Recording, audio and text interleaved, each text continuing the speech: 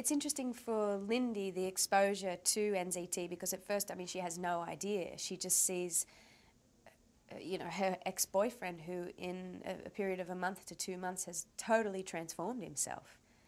I mean, it's quite amazing. You know, the first scene that you see Lindy in is the breakup scene, where he's very disheveled and kind of has a bit of weight on him and hasn't, you know, written anything for a couple of years, and he kind of doesn't know what he's doing with his life or where he's going. And then the next time you see them together is after he's been on the drug for a while, and he's all suave and, you know, slimmed down and is, you know, has money and takes her to this fancy restaurant. And so it's, for Lindy, it's like night and day.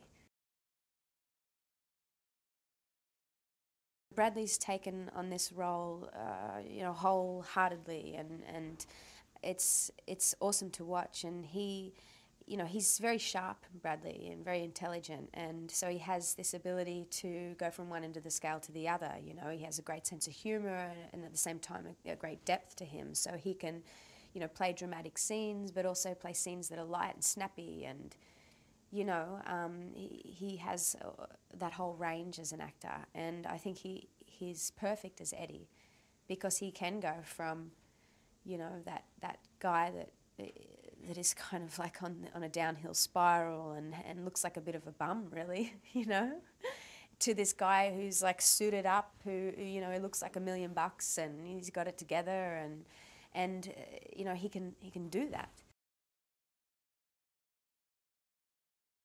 Robert De Niro is someone that you grow up watching on screen, and you see so many of his films, and so many of his characters are so alive in your memory, you know, and in your imagination. And to work with someone who has that much experience, that much wisdom about what they do is really, you know, a privilege. And even though we don't have any scenes together, I was lucky enough to do the read-through, and I think he's going to be great in this film.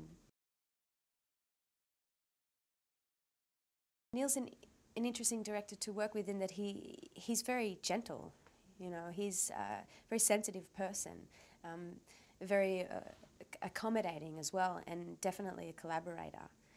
You know, when I first went into his office and saw all the images and the photographs that he was pulling from stylistically for the film, I was, you know, you could see this vision that was very real and almost gritty and very human.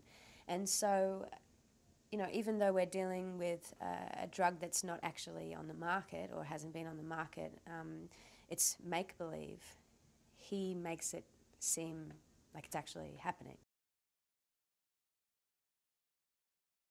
It's a story that they can get lost in, but at the same time feel like it could actually be happening, you know? It's like you're not getting lost in a fantasy, you're getting lost in a story and getting lost in these characters, but it's totally believable, and it's very contemporary.